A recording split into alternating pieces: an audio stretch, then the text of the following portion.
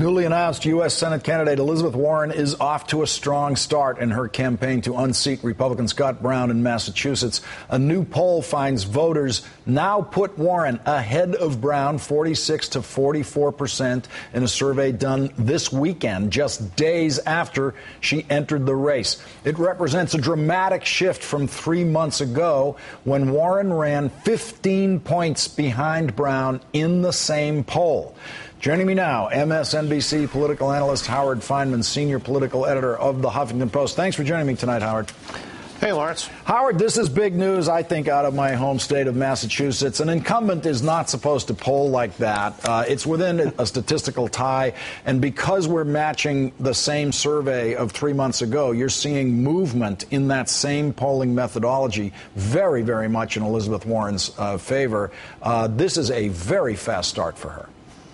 I don't think there's any doubt about it. And talking to Republicans today, they didn't really dispute the poll.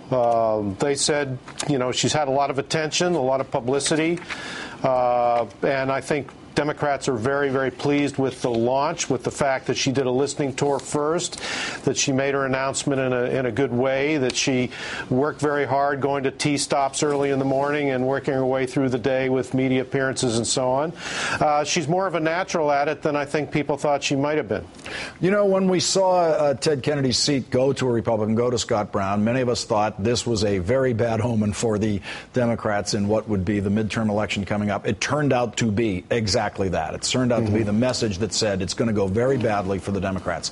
If Elizabeth Warren can make this kind of gain this kind of yardage this quickly, and if she continues to poll strongly, is there going to be a lesson read from Massachusetts for Democrats nationally? Well, it could be, because what the president has to worry about and what the Democrats generally have to worry about, Lawrence, is that their base won't be excited, that the base of the party won't turn out, that there's something missing in the rhetoric of the president and Democratic leaders about jobs, about the plight of the middle class and so on. If Elizabeth Warren can make that sale up in Massachusetts, then I think that'll be a guidepost. Now, keep in mind the primary, even the primary is still a year away, Lawrence. There's a lot to happen here. But the fact that Scott Brown is really in such a weak position in what, after all, is primarily a Democratic state shows that the Democrats have a shot now at surviving.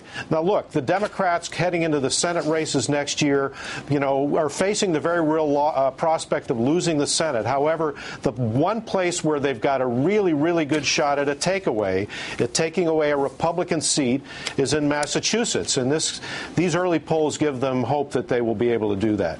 Howard, the Warren surge, if we can call it that, and if it continues, if we get to watch this, seems to have some lessons in it. I mean, what is Elizabeth Warren known for? She is known for government regulation. She is the pro-regulation candidate. Republicans are saying everything, you know, that's wrong in our economy is about regulation.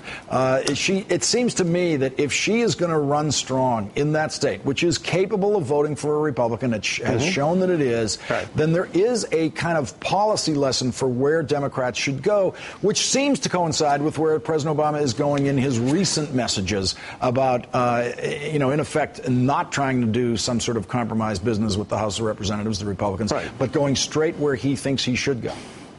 Well, Lawrence, if she makes the election about regulation per se, she'll lose. But if she does what the president is now finally trying to do, which is to connect up his vision of government with the idea of producing jobs for the middle class and fairness in the economic system overall, then she's got a chance. Now, Scott Brown thinks he protected himself in the Senate by voting in favor of the Wall Street reform bill, the bill that was co-authored by Congressman Barney Frank of Boston.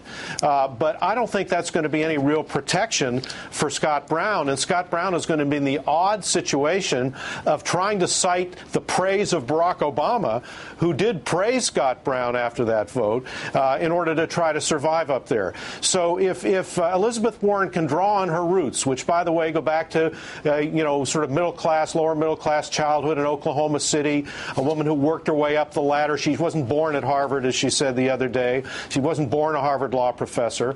If she can connect to the middle class in Boston, if she can connect to what we used to call Reagan Democrats, on the notion that the Democrats really have their interests at heart in terms of jobs, in terms of dealing with Wall Street, the big banks, the big economic forces arrayed against the interests of the middle class, then she'll not only have a chance to win, but she'll be able to help articulate a message for the Democratic Party as a whole. Howard, my point about regulation was that she's identified with regulation. I'm not suggesting that she would run on "I will be the regulator," but that it's not hurting her. This thing is supposed to tie her up in knots, according to Republican theory. It's not hurting her at all as she goes forward in this race. Well, I think that's because she started out right away saying it's not about, the processes of government. It's about trying to create a level playing field and fairness in the economic marketplace and jobs for average people.